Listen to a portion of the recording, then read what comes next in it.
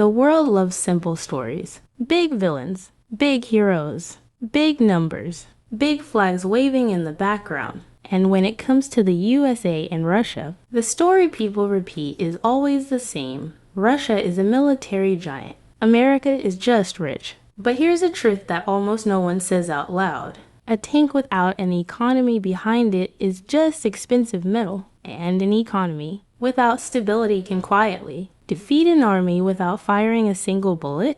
Think about this for a second. If military power alone decided the future, then why did the Soviet Union collapse? Why did Afghanistan break empires?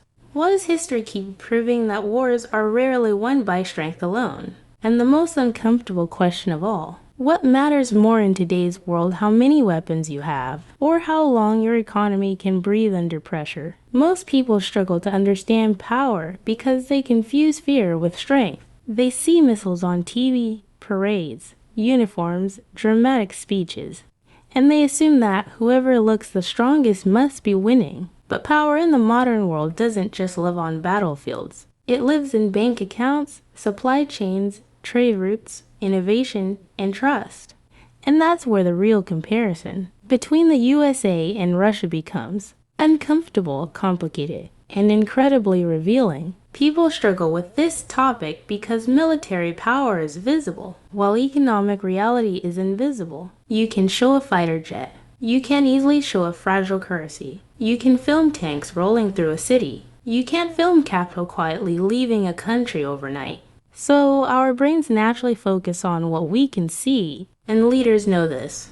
That's why strongmen love military imagery. It creates the illusion of control, but illusion doesn't pay pensions, fund innovation, or feed long-term growth. Now let's slow this down and look at what actually separates the United States and Russia beyond the noise. Russia's identity has been deeply tied to military strength for decades. Historically, it makes sense. Geography forced it. Invasion shaped its psychology. Survival depended on force. So the state invested heavily in weapons, armies, and defense industries. Even today, Russia maintains one of the largest nuclear arsenals in the world. Its military doctrine prioritizes deterrence, intimidation, and rapid force projection. On paper, this looks terrifying, and psychologically, it works. The world pays attention. But here's the part that's rarely discussed honestly. Military power is not self-sustaining. It eats resources constantly. Weapons don't create wealth. They consume it.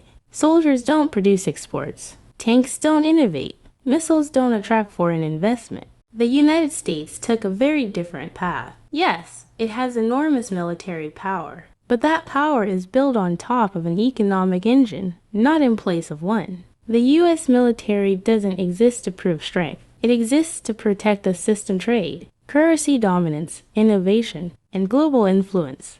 And that difference changes everything. Ask yourself this. If both countries stop producing weapons tomorrow, which one could still function normally? Which one could still feed its population, innovate, attract talent, and maintain influence? And which one would immediately feel exposed? Russia's economy is heavily dependent on a narrow set of resources, especially energy exports. Oil and gas fuel the state. When prices are high, the system feels strong. When prices fall or sanctions hit, the cracks appear fast. Economic diversification has always been a challenge. Innovation exists, but it's constrained. Private enterprise struggles under heavy state control, and global integration is limited by political decisions. The U.S. economy, by contrast, is messy, noisy, chaotic, and incredibly resilient. It doesn't rely on one sector. Technology, finance, agriculture, entertainment, defense, manufacturing, education, each one acts as a pillar. When one stumbles, others compensate. This is not accidental. It's the result of decades of prioritizing systems over symbols. Now let's talk about real life.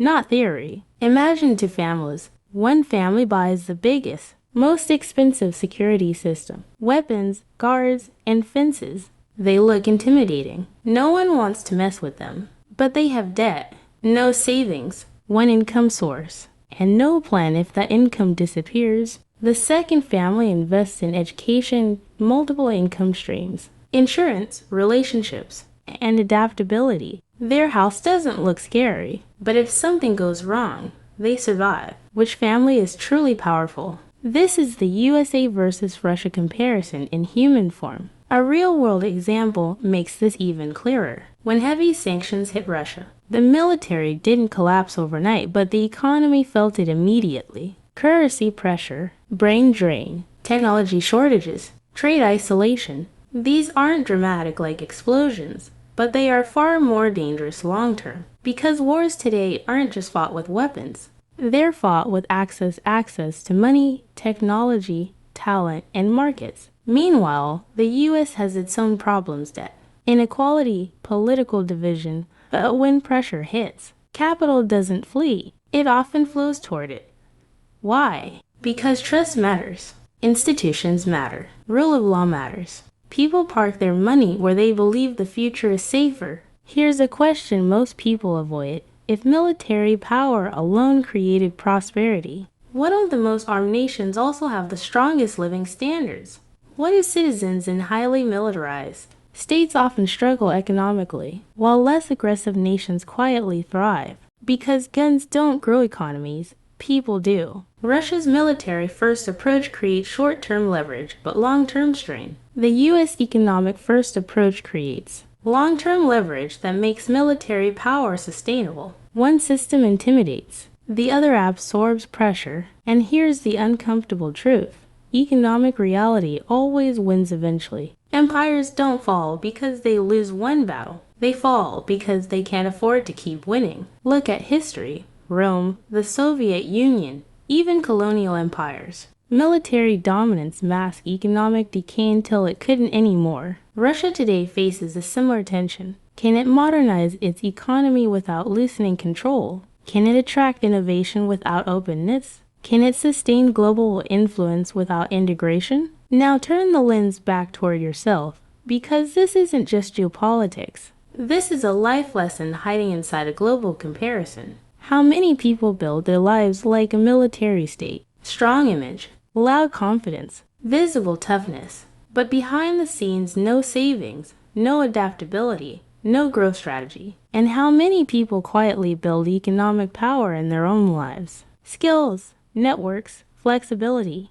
options. Ask yourself honestly, are you investing in things that look powerful or things that are powerful? Do you chase status symbols or systems? Do you focus on appearing strong or becoming resilient? If your income stopped tomorrow, would you panic or pivot?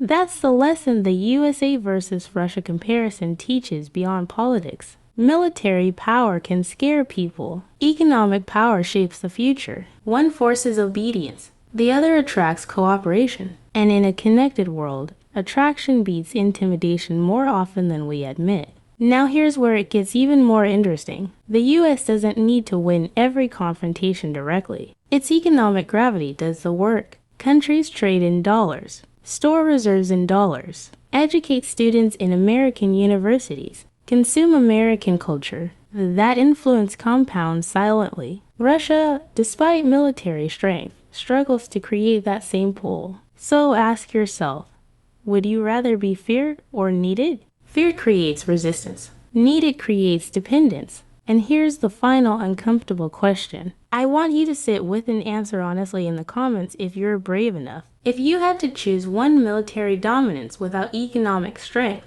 or economic strength that quietly protects you, what would you choose? Because history is very clear on this. Armies win battles, but economies decide eras.